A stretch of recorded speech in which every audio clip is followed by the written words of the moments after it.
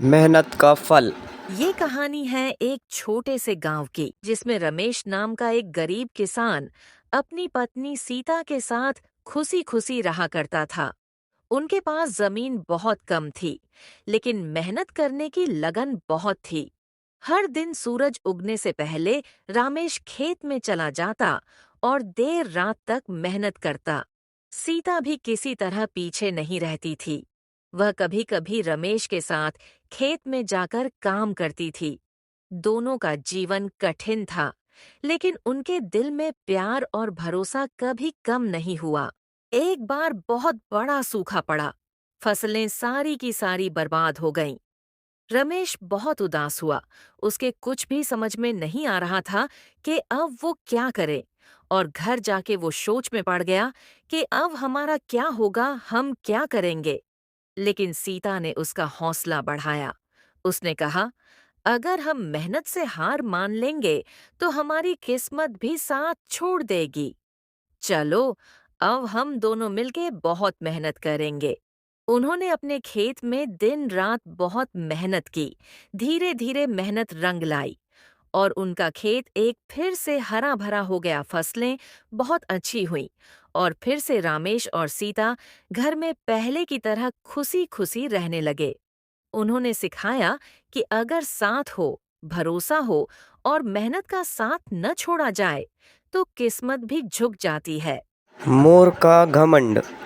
मोर का घमंड। एक जंगल में एक मोर रहता था। वह बहुत ही सुंदर था।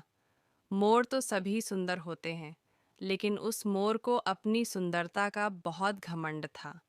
वह अपने आप को सबसे खास और दूसरे पशु पक्षियों को हीन मानता था। जब भी वर्षा होती, वह झूम झूम कर नाचता। तब अपने सुंदर पंखों को देखकर उसका घमंड और भी बढ़ जाता।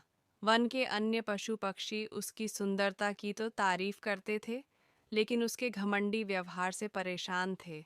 एक दिन सबने मिलकर उसके घमंड को तोड़ने का उपाय सोचा। शाम के समय जंगल में वर्षा हुई। मोर पंख फैलाकर नाचने लगा। तभी एक कोयल उसके पास पहुंची। वह बोली, वाह मोर भैया, कितना सुंदर नाचते हैं आप। और आप जैसे पंख तो शायद पूरी धरती पर किसी के नहीं होंगे। मोर घमंड से बोला, हाँ सो तो है ही। तुम्हारे काले पंखों से तो बहुत ही सुंदर। कोयल ने कहा, मैं तो आपके सामने कुछ भी नहीं। यह सुनकर मोर पूरे घमंड से भर गया और हंसने लगा। कोयल ने फिर कहा, क्यों ना हम मिलकर एक गाना गाए, इससे तुम्हें नाचने में और भी आनंद आएगा। मोर ने तुरंत हामी भर दी। जोश में आकर जोर जोर से गाने लगा। उसे लगा कि उसकी आवाज़ कुछ ज़्यादा अच्छी नहीं है। अब कोयल ने गाना शुरू किया। उसकी आवाज़ बहुत मधुर थी। तब मोर अपनी आवाज़ पर शर्मिंदा हुआ। कोयल की आवाज़ सुनकर जंगल के सारे पशु पक्षी वहाँ एकत्र हो गए। सबने कोयल की मधुर आवाज़ की तारीफ की। तब कोयल ने मोर को समझाया कि भगवान ने सबको अलग अलग गुण दिए हैं। किसी को भी अपने गुण पर घमंड नहीं करना चाहिए। प्रत्येक प्राणी में कोई ना कोई गुण अवश्य होता है। मोर को बात समझ में आ गई। उस दिन से उसने अपनी सुंदरता का घमंड करना छोड़ दिया और सबका सम्मान करने। लोमड़ी और कछुआ की कहानी। शीर्षक, चालाक लोमड़ी और भोला कछुआ। एक बार की बात है, एक जंगल में एक चालाक लोमड़ी और एक भोला कछुआ रहते थे। दोनों अच्छे दोस्त थे, लेकिन लोमड़ी हमेशा कछुए की धीमी चाल का मजाक उड़ाती थी। लोमड़ी कहती, तू कितना धीरे चलता है। अगर तू कहीं जाना चाहे तो दिन निकल जाए। कछुआ शांत रहता और मुस्कुरा देता। एक दिन लोमड़ी ने कहा, चल एक रेस करते हैं, देखेंगे कौन जीतता है। कछुआ बोला, ठीक है, लेकिन रेस ईमानदारी से होगी। रेस शुरू हुई। लोमड़ी तेज दौड़ी और बहुत ज़्यादा आगे निकल गई। उसने सोचा, कछुआ तो बहुत पीछे है और बहुत आराम से आ रहा है, थोड़ा आराम कर लेती हूँ। वह एक पेड़ के नीचे सो गई। कछुआ धीमी चाल से मगर लगातार चलता रहा। उसने लोमड़ी को सोते देखा, लेकिन चुपचाप रेस पूरी करता गया। जब लोमड़ी की आंख खुली, तो तब तक कछुआ जीत चुका था। सीख: मेहनत और धैर्य से हर कोई जीत सकता है, चाहे वह कितना भी धीमा क्यों न हो। सच्चा मित्र। कहानी का नाम: सच्चा मित्र। रामू और दीपक दो पक्के दोस्त थे। वे एक ही गांव में रहते थे और हर समय साथ रहते और बहुत मस्ती हंसते नाचते रहते थे। एक दिन वे जंगल से में जा रहे थे। अचानक एक भालू उनके सामने आ गया। रामू डरकर पेड़ पर चढ़ गया। दीपक को चढ़ना नहीं आता था, तो वह जमीन पर लेट गया और सांस रोक ली, जैसा कि उसने कहीं सुना था कि भालू मरे हुए इंसान को नहीं छूता। भालू दीपक के पास आया, उसे सूंघा और फिर चला गया। रामू पेड़ से नीचे उतरा और मजाक करते हुए बोला, भालू क्या कह गया तुम्हारे कान में? दीपक ने शांत होकर कहा, वह कह गया कि जो मुसीबत में तुम्हारा साथ न दे, उसे दोस्त नहीं मानना चाहिए।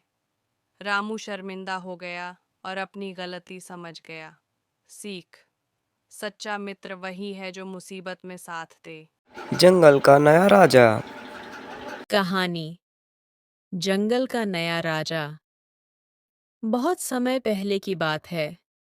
एक घने जंगल में सभी जानवर मिलकर खुशी-खुशी हंसते नाचते रहते थे। जंगल का राजा शेर बूढ़ा हो चुका था और अब उसे एक नए राजा की तलाश थी। उसने सब जानवरों को बुलाया और कहा, अब समय आ गया है कि जंगल को नया नेता मिले, लेकिन इस बार राजा ताकत से नहीं, बुद्धि और सेवा से चुना जाएगा। 3 दावेदार 3 जानवर आगे आए। तेंदुआ बोला, मैं सबसे तेज दौड़ सकता हूँ। हाथी बोला, मेरी ताकत सबसे ज्यादा है। सिंपू खरगोश बोला, मैं छोटा जरूर हूँ, पर मैं जंगल की भलाई के लिए काम करूंगा। सब जानवरों ने सोचा कि तेंदुआ या हाथी ही राजा बनेगा। असली परीक्षा शेर ने एक परीक्षा रखी। 3 दिन के भीतर जंगल की किसी एक समस्या का हल करके लाओ। 3 दिन बाद तेंदुआ एक शिकार लेकर आया और बोला, मैंने जंगल के लिए खाना ढूंढा। हाथी एक बड़ा पेड़ गिराकर लाया और बोला, मैंने रास्ता साफ कर दिया।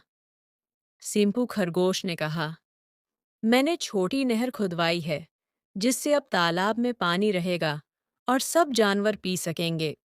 फैसला शेर मुस्कुराया और बोला, राजा वो होना चाहिए जो अपनी ताकत नहीं, दूसरों की भलाई के लिए सोचता है। इसलिए अब से सिंपू इस जंगल का राजा होगा। सीख: असली नेतृत्व ताकत या तेजी से नहीं आता, सेवा, समझदारी और दूसरों की परवाह से आता है। छोटा दिखने वाला भी बड़ा काम कर सकता है, बस इरादा नेक होना चाहिए।